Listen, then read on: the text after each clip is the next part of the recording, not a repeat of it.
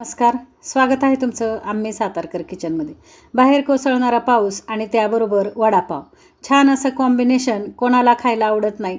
अगदी कांदा भजी, बटाटा भजी, वडापाव आणि तेही झणझणीत. मस्त लसणाची चटणी आणि त्याबरोबर हा झणझणीत वडापाव. पावसाळा आणि वडापाव एक छान मैत्रीचं नातं आहे. अगदी पाऊस पडायला लागला की वडापावची आपल्याला फार आठवण येते. आणि हाच वडापाव जर घरच्या घरी आपण भरपूर पोट भरून खाल्ला तर त्याची मजा काही औरच. चला तर मग वेळ न घालवता आपल्याला याची साहित्यकृती पाहिजे आहे. त्याआधी मी सांगते, वडापाव भरपूर, अगदी मुंबई वडापाव, नाशिक वडापाव, कोल्हापूरचा वडापाव आणि त्याचबरोबर हा सातारचा वडापाव असा आपण इथं बनवलेला आहे. मुंबई वडापाव न बनवता किंवा बोलता मी सातारा वडापाव म्हणते. फार छान चवीचा हा वडापाव होतो. अगदी वेगळ्या मसाल्यातला बनवलेला आहे. चला तर वेळ न घालवता साहित्यकृती पाहूया. 4 बटाटे इथं चांगले मी 5 ते 6 शिट्या काढून उकडून घेतले. बटाटे उकडताना कमीत कमी पाण्याचा वापर करा, म्हणजे बटाटे छान आपल्याला वडापावसाठी तयार असे उकडून मिळतात. 10 ते 15 लसूण पाकळ्या, 1 इंच आलं, 10 ते 15 हिरव्या मिरच्या, 10 ते 12 कढीपत्त्याची पानं, 1 मूठ कोथिंबीर, 1 चमचा धणे आणि 1 चमचा जिरं, असं इथं आपण हे मसाले घेतलेले आहेत. आणि या मसाल्यामध्ये जेव्हा तुम्ही वडापाव बनवाल तर मला नक्की कमेंटमध्ये सांगा की तुम्ही हा वडापाव बनवलात का आणि घरी कसा झाला. भरपूर अशा झणझणीत हिरव्या मिरच्या घेतलेल्या आहेत मी, आणि हिरवी मिरची आणि झणझणीत वडापाव, सुंदर चव. आता हा मसाला आपल्याला मिक्सरला दरदरीत वाटून घ्यायचा आहे. मिक्सरला वाटून घ्या किंवा मग खलबत्त्यामध्ये कुटून घ्या, पण दरदरीत कुटून घ्या. जास्ती एकदम बारीक ह्याची पेस्ट करायची नाही आहे. जेव्हा वडापावमध्ये तुम्ही धणे घेता, जिरे घेता, जेव्हा वडापाव तुम्ही खाता तेव्हा ह्या धणे जिऱ्याचा स्वाद अप्रतिम लागतो. आणि भरपूर वडापावसाठी भरपूर सारा लसूण घ्या, भरपूर सारी कोथिंबीर घ्या, म्हणजे वडापावला चव फार छान येते. आता इथे हिरव्या मिरच्या, मला झणझणीत वडापाव करायचा म्हणून मिरच्या मी जास्ती घेतलेल्या आहेत, पण तुमच्या आवडीनुसार तुम्ही तिखटाचं प्रमाण ठेवा. बटाटे मी मॅश करून घेतलेले आहेत. 4 मी बटाटे घेतलेले आहेत आणि 4 बटाटे छान उकडून घेऊन हे आता आपण मॅश करतो आहे. किसणीने न किसता किंवा हाताने न चुरता असं मॅशरच्या सहाय्याने मॅश करून घ्या, म्हणजे ह्याचे वडे फार छान होतात. एवढ्या मिश्रणामध्ये मी 14 वडे बनवलेले आहेत, आपण पाहू शकता. आता हे आपलं बटाटे छान मॅश झालेले आहेत. आता आपण याची भाजी करून घेऊया. अगदी 2 चमचे तेल घ्यायचं आहे. भाजीला तेल जास्ती घेऊ नका. तेल जर तुम्ही इथं जास्ती घेतलं तर वडा आपला तेलामध्ये विरघळतो. म्हणून काय करायचं, अगदी फोडणीपुरतं 2 चमचे, पोहे खायचे 2च चमचे तेल घ्या आणि त्याच्यामध्ये जिरे, मोहरी, हिंग, हळदीची फोडणी करा.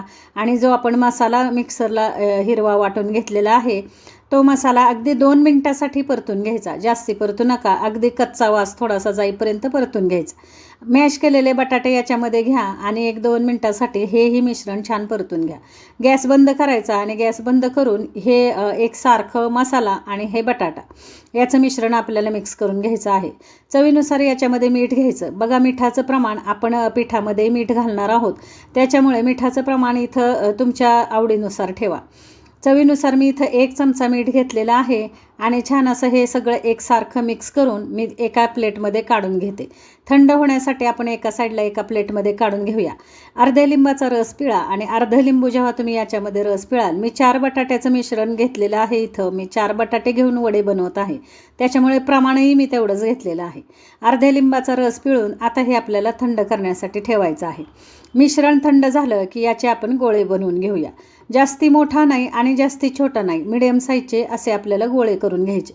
गोळे एकदा तुम्ही करून घेतलेत की वडे आपल्याला करायला सोपे जातात. पहा, इथं या आकाराचे गोळे मी आता या मिश्रणाचे करून घेत आहे, किंवा या भाजीचे या आकाराचे गोळे करून घेते. एकूण आपले 14 गोळे तयार झाले आहेत, म्हणजे 4 बटाट्यामध्ये तुम्ही 14 वडे करू शकता. आहे की नाही मस्त कॉम्बिनेशन. पहा तुम्ही, इथं 4 बटाट्याचे 14 वडे, म्हणजे तुम्ही अगदी आरामशीर 2 ते 3 माणसं पोट भरून तुम्ही इथं वडापाव घरी करून खाऊ शकता. फक्त इथं पहा, आता 1.5 वाटी मी इथं बेसन पीठ घेतलेलं आहे. बेसन पिठाचंही प्रमाण पहा, 4 बटाट्यासाठी 1.5 वाटी बेसन पीठ. अर्धी वाटी मी 1 वाटी ही आणि अर्धी आणखीन घेतली, त्याचा व्हिडिओ स्किप झाला, पण 1.5 वाटी इथं बेसन पीठ घ्या. 1 चमचा लाल मिरची पावडर, अर्धा चमचा हळद, पाव चमचा हिंग आणि अगदीच 1 अर्धा चमचा ओवा घ्यायचा. त्याचबरोबर चवीनुसार मीठ घ्यायचं आहे आणि थोडं थोडं पाणी घेत हे मिश्रण आपल्याला मिक्स करायचं. पहा इथं हे मिश्रण जास्ती लूज करू नका किंवा जास्ती घट्ट ठेवू नका. जास्ती सैल नाही, जास्ती घट्ट नाही, असं मीडियम हे मिश्रण करून घ्या. म्हणजे काय होतं, आपण जेव्हा वडा बनवतो तेव्हा त्या बटाट्याच्या पूर्ण आवरण तयार होतं. एकदम जर तुम्ही सैल केलं किंवा एकदम लूज हे मिश्रण केलं तर बटाट्यावरती व्यवस्थित आवरण बसत नाही पिठाचं. आणि एकदम घट्ट केलं तर होणारा वडा हा एकदम जाडसर होतो आणि चवीला नाही चांगला लागत. म्हणून काय करायचं, हे मिश्रण मीडियम ठेवायचं, अगदी रिबन कन्सिस्टन्सीमध्ये मीडियम. अगदी चिमूटभर मी इथं सोडा घेतलेला आहे. सोडा ऑप्शनल आहे, तुम्हाला चालत असेल तर घ्या, नाही घेतलात तरी हे वडे छान होतात. पण सोडा जर घेतलात तुम्ही तर हे वडे खुसखुशीत होतात आणि खायला फार छान लागतात. अगदी चिमूटभर मी सोडा घेतला आणि पूर्णपणे याच्या गाठी मोडून घेतल्या आणि सुंदर असं हे आपल्याला पीठ तयार करून घ्यायचं.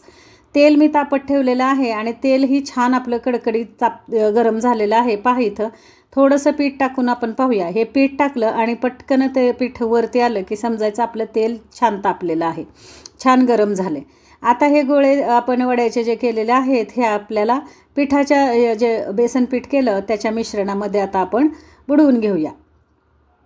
नवशिक्यांसाठी ही ट्रिक आहे. मी काय करते, वडा हातानेच टाकते, पण जे नवीन शिकत आहेत त्यांच्यासाठी हे पहा, त्यांना जर तेलात टाकायची भीती वाटत असेल किंवा अंगावर उडेल असं वाटत असेल तर अशा पद्धतीने तुम्ही वडे काढू शकता. पिठामध्ये मी हे गोळे टाकले, आपल्या भाजीचे गोळे टाकले वड्याचे, आणि छान हे पीठ पाहू शकत असाल तुम्ही. पूर्णपणे ह्या भाजीच्या पूर्ण चारी साईडला पीठ व्यवस्थित कोटिंग पिठाचं झालं आणि आपले सुंदर असे वडे तयार झालेले आहेत. छान इथं मी गोल गरगरीत वडे केलेले आहेत. काही ठिकाणी चपटे वडेही असतात वडापाव बरोबर, पण आज मी इथं काही गोल वडे आणि काही चपटे वडे असे बनवलेले आहेत. तर पहा इथं सुंदर असे हे वडे आपले झालेले आहेत आणि अगदी मिडियम गॅसवरती हे वडे आपल्याला तळून घ्यायचे आहेत. छान खरपूस खमंग पूर्ण लालसर होईपर्यंत वडे तळून घ्या. मी तुम्हाला चटणीची रेसिपी सांगते, व्हिडिओ खूप मोठा होईल म्हणून मी चटणी तुम्हाला सांगितलेली नाही कशी बनवायची. तर इथं पहा, हे साईडला जे एक्स्ट्राचं पीठ आपलं आलेलं आहे, साईडला तुम्हाला दिसत असेल वडे टाकताना जे साईडला पीठ येतं ते कुरकुरीत ते जे पीठ आहे ते काढून घ्यायचं आपण बाजूला. त्याच्यामध्ये लसूण टाकायचा, लाल मिरची, थोडंसं मीठ टाकायचं, थोडंसं खोबरं टाकायचं आणि मिक्सरला चालू बंद करत आपण ह्याची चटणी बनवून घ्यायची. हे साईडचे जे कुरकुरीत शेव येते वड्याची, त्या शेवची चटणी बनवायची. पहा इथं. आणि असं तर आपण वडे खातो, पण त्याच्याबरोबर जे साईडला कुरकुरीत ही शेव येते त्याचं काय करायचं तर त्याची चटणी करून घ्या. आणि पहा, छान असे सोनेरी कलरवरती वडे मी तळून घेतलेले आहेत आणि गरमागरम इथं आपले वडे तयार झाले आहेत. बाकीचे वडे मी नंतर तळणार आहे, पण आता सध्या तर खाण्याची गडबड घरामध्ये झालेली आहे, त्याच्यामुळे गरमागरम वडे मी सर्व करते. इथं मी सांगितल्याप्रमाणे आपण जे वड्याला साईडला शेव येते त्या शेवची चटणी, थोडंसं खोबरं, थोडं लसूण, थोडी लाल मिरची पावडर आणि थोडं मीठ घेऊन तुम्ही ही चटणी दरदरीत करून घेऊ शकता. पहा इथं वड्यामध्ये आपण पावामध्ये हा वडा भरला आणि सुंदर अशी झणझणीत आपला वडापाव तयार झालेला आहे. मुंबई वडापाव नाव न देता मी इथं म्हणते माझा सातारी वडापाव, आणि तोही घरच्या घरी.